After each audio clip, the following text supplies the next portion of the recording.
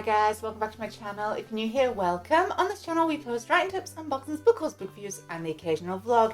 And today I have a mega book haul for you, but it's not just any book haul. By the time this video comes out, me and Matt will be married, and at our wedding we are doing a book swap. So we've asked our guests if they want to bring a book that means something to them that they would love another person to read.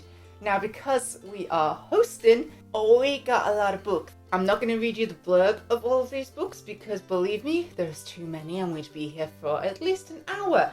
But I will try my best to describe them to you or tell you why these are in the book swap. But this is going to be the biggest book haul I've ever done on this channel.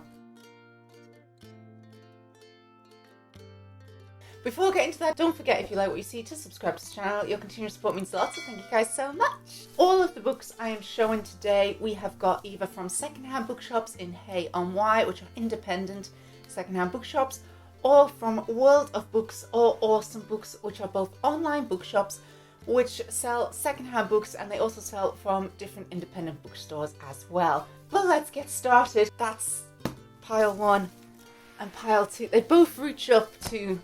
my hands have to be up here, guys. Okay, let's begin. The first book that we will be providing for the book haul is Spinning Silver by Naomi Novik. This was the first Naomi Novik book I ever read, and oh my god, I love it so much. It's a fantasy romance.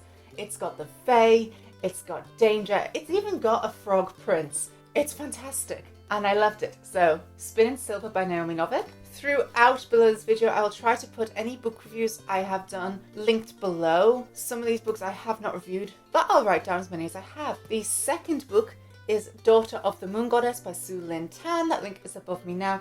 If you're not new here, you'll know I absolutely adore this book. I love Sue Lynn Tan's writing, and Daughter of the Moon Goddess is the first of a duology, which is a fantasy romance. It has a love triangle, it has war, it has the most delicious sounding food and outfits you've ever seen.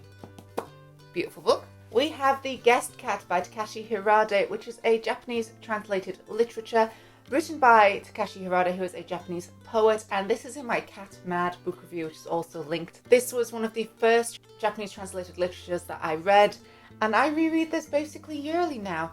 It's just such a beautiful story. It explores life and sort of appreciating the little things in life, and yeah, it's just beautiful. Next we have The Devil in the Marshall Sea by Antonia Hodgson. I adore Antonia Hodgson's work. This is a historical fiction murder mystery, and it gives me Plunkett and MacLean vibes. I have done reviews on these books. Those links are above and below me now. And Antonia Hodgson, seriously, if you're looking for a good, fast-paced, gritty read with a really sarky protagonist, then this is for you. I could not put this book down. We then have another Japanese translated literature, and this is Before the Coffee Gets Cold by Toshikazu Kawaguchi. This is the first in the Before the Coffee Gets Cold series, and it just had to be on here. Now, I will say, I have put a link to my review, but there's a cat on the cover, and there is no cat in this book, so it lies, but I adore this. The Toymakers by Robert Dinsdale. This is a fantastical and beautiful Christmas read. This one was one that Matt's dad introduced us to. He went to Mr. B's Emporium in Bath, which if you haven't been, add that to your list of bookshops to explore. It is a gorgeous place. And when he walked in and said he was looking for a Christmas read, the bookseller just handed this to him and went, "That one, you must read this one." And I'm so glad that bookseller did, because it is such a beautiful book. I have not done a review on this because when I read this, I wasn't actually reviewing books on YouTube. I have done a review for Robert Dinsdale's second book, which was Paris by Starlight, which I was really not into. But Jazz at Red Panda Reads did do a review on this, and I'll pop a link below to her video. Below this video. Next, I have another Naomi Novik, and this one I haven't actually read yet, but Matt said it had to be in here.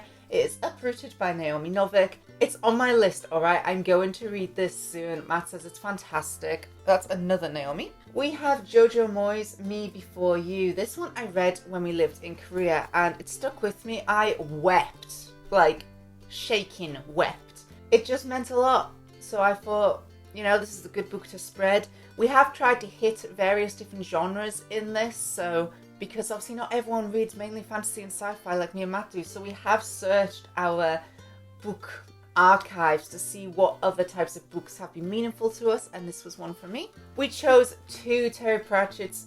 If you're not new here, you'll know I'm reading the Discord series in order. Matt is also an avid Terry Pratchett reader, and he's also reading them in order. So we had to limit which Pratchetts we could choose. So we actually ended up with 3. We have got Nation, which is a standalone Terry Pratchett book, so not part of the Witches or Guard series, so a good standalone. We also chose The Fifth Elephant from the Guard series and Masquerade from the Witches series, because the Witches are one of my favourite series and I don't think they get enough love. Guards it gets all the love. Everyone knows about the Guard series, but The Fifth Elephant, so good. I feel this pile is going to get very dangerous and fall on me eventually, but we'll keep going. Next, we have Lessons in Chemistry, which is a book I borrowed off Bev Matt's mum, and I was so surprised how much I liked this book. It was so good, so meaningful.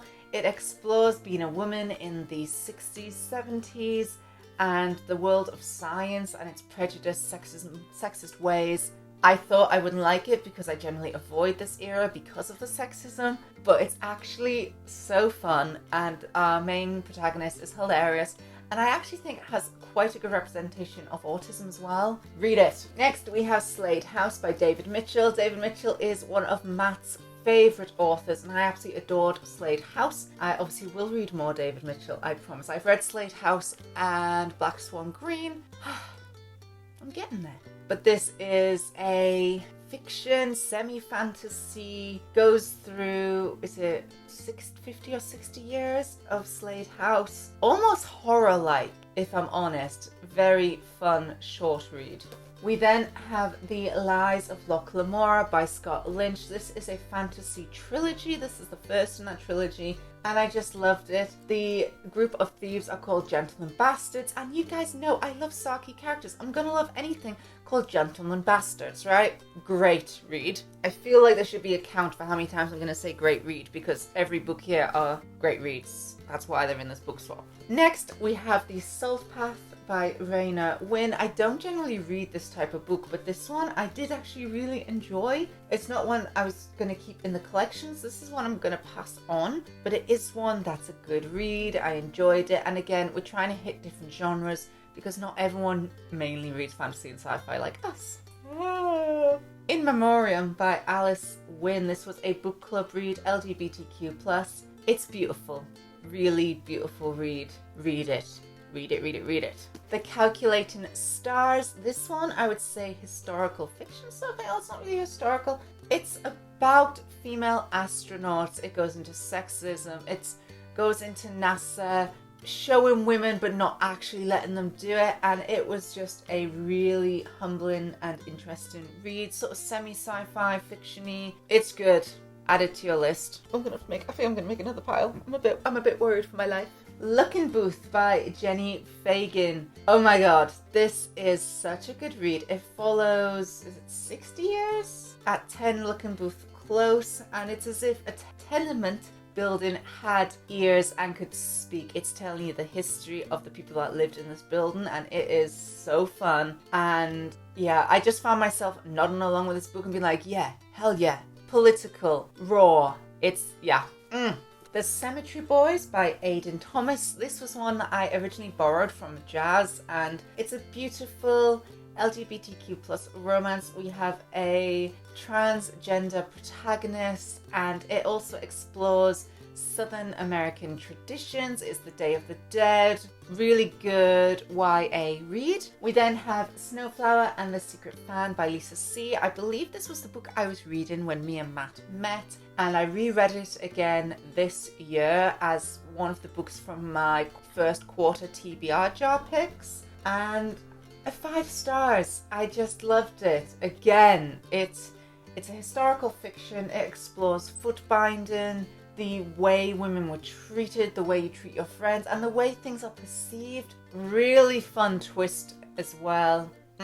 Next, we have 2 Erin Morgensterns, because of course we could not separate them. We have The Night Circus and The Starless Sea. I have a review of The Starless Sea. I think I read The Night Circus before I was reviewing. I will reread it again. It is in our collection. Erin Morgenstern's writing is just beautiful. This one is a fantasy romance about a black and white circus that has real magic. It is a sort of magical standoff between this man and this woman. It is gorgeous. The Starless Sea is again sort of a fantasy about a hidden underground library. It has cats.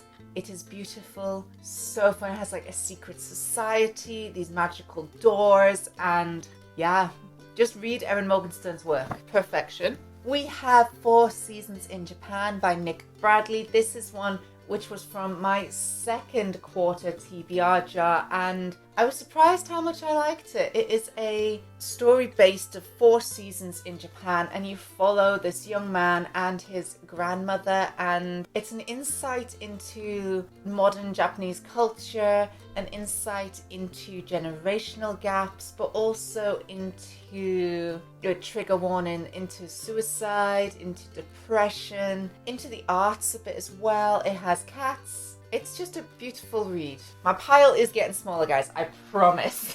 We then have a Korean translated literature. This is Welcome to the Hyungnam-dong Bookshop. This is from my second quarter TBR from my book club, and it is beautiful by Hwang Bo-reum, translated by Shanna Tan. Matt wasn't as into this, but it really spoke to me. I really like a slow read sometimes, and it's about a bookshop. It explores generational gaps, it explores Korean culture, the work-life culture, being young in this modern world with the lack of jobs, with the price of everything, all of these things. And I just found myself agree. It was fascinating. I agreed with a lot of the characters. It talks about books. It's a book lover's dream. Really gorgeous. I have one more book which I have read, and then the others are actually books I have not read yet that are some Matt said had to go into this, so those ones I don't know too much about, so I might actually read you the blurb of those, which we have 6 of those. All these ones I have read. The last one out of the ones I have read is a Bridget Collins. It is The Binding by Bridget Collins. This one again I read before I was reviewing. I do have a review of The Betrayals, which is Bridget Collins' second book, and a review of their newest book, which the name I cannot remember. My mum is borrowing that at the moment. But this one stuck out the most for both me and Matt. It is a magical read. It is LGBTQ+. It is about a bookbinder, but they don't just bind books, they bind your memories, and if your memory is bound, you forget it entirely, and our protagonist finds the book with their name on it. So you are discovering what they had to forget, why they had to forget, what is going on, and it is just a lovely and very well written read. Bridget Collins, very good writer, I want to say sophisticated writer, but that's mainly because she really experiments with the language that she uses, and she uses a lot of words I have to look up, but I enjoy that. The last 6 books in this giant book haul are ones I haven't read. So these ones I will read you the blurb of. First up, we have The Seep by Channa Porter. Matt got this from Gay on Y, which is a bookshop in Hay on Y. LGBTQ plus bookshop, beautiful place, highly recommend it. And he was raving about it, so let me read you guys the blurb for this one. Trina Goldberg Oneka is a 50-year-old trans woman whose life is irreversibly altered in the wake of a gentle, but nonetheless world-changing invasion by an alien entity called the Seep. Through the Seep, everything is connected. Capitalism falls, hierarchies and barriers are broken down. If something can be imagined, it is possible. Trina and her wife, Deba, live blissfully under the Seep's utopian influence, until Deba begins to imagine what it might be like to be reborn as a baby, which will give her the chance at an even better life. Using Seep tech to make this dream a reality, Deba moves on to a new existence, leaving Trina devastated. Heartbroken and deep into an alcoholic binge, Trina follows a lost boy she encounters, embarking on an unexpected quest. In her attempt to save him from the Seep, she will confront not only one of its most avid devotees, but the terrifying void that Deba has left behind. A strange new elegy of love and loss, The Seep explores grief, alienation, and the ache of moving on. Oh, that sounds good. This is obviously on my TBR list at some point. It does sound fascinating, and it is a short read, but ooh, hefty one that. Ooh, I need a drink from all these books. Next up, we have Blood in the Mist by Hope Marlies. Now, I will say, this one we didn't get from a secondhand bookshop, as you'll tell from that cover. This is actually our copy, that when I ordered a secondhand copy, I might have nicked the secondhand copy because the cover looked better than ours. Oops. This book Matt has read. I still haven't read it, but I need to. It's a very old fantasy book. Let me read you guys the blurb. Blood in the Mist is a prosperous country town situated where two rivers meet, the Dal and the Dapple. The Dapple springs from the land of Faerie and a great trial to Lud, which rejects everything other, preferring to believe only in what is known, what is solid. Nathaniel Chanticleer, a dreamy, melancholy man, is deliberately ignoring a vital part of his own past, a secret he refuses even to acknowledge. But with the disappearance of his daughter and a long overdue desire to protect his son, he realizes Lud is changing and something must be done. Yup. Okay, we have 4 more. Next we have The Long Way to a Small Angry Planet by Becky Chambers. Now, Matt and Jazz have read this one and both have said it is a super friendly science fiction. It's really wholesome. It just sounds really good and I am excited to read it. I'll read you guys the blurb. When Rosemary Harper joins the crew of the Wayfarer, she isn't expecting much. The Wayfarer, a patched up ship that's seen better days, offers her everything she could possibly want. A small, quiet spot to call home for a while, adventure in far-off corners of the galaxy, and distance from her troubled past. But Rosemary gets more than she has bargained for with the Wayfarer. The crew is a mishmash of species and personalities, from Sissix, the friendly reptilian pilot, to Kizzy and Jenks, the constantly sparring engineers who keep the ship running. Life on board is chaotic but more or less peaceful, exactly what Rosemary wants. Until the crew are offered the job of a lifetime, the chance to build a hyperspace tunnel to a distant planet. They'll earn enough money to live comfortably for years if they survive the long trip through war-torn space without endangering any of the fragile alliances that keep the galaxy peaceful. But Rosemary isn't the only person on board with secrets to hide, and the crew will soon discover that space may be vast, but spaceships are very small indeed. Ooh. Right, we next have Roadside Picnic, and I'm going to butcher these names. Arkady and Boris Strugatsky. I believe this is a Russian translated literature. Apologies if I'm incorrect. I'll read you guys the blurb. Red Shoeheart is a stalker, one of those misfits who are compelled, in spite of the extreme danger, to venture illegally into the zone to collect the mysterious artifacts that the alien visitors left scattered around. His life is dominated by the place and the thriving black market in the alien products. Even the nature of his mutant daughter has been determined by the zone, and it is for her that he makes his last tragic foray into the hazardous and hostile territory. Sounds intense. We then have the famous and wonderful Ursula K. Le Guin, the Left Hand of Darkness, the birth mother of science fiction and fantasy. Generally, I is an ethnologist observing the people of the winter world, Gethin. The people there are androgynous, normally neuter, but they can become male or female at the peak of their sexual cycle.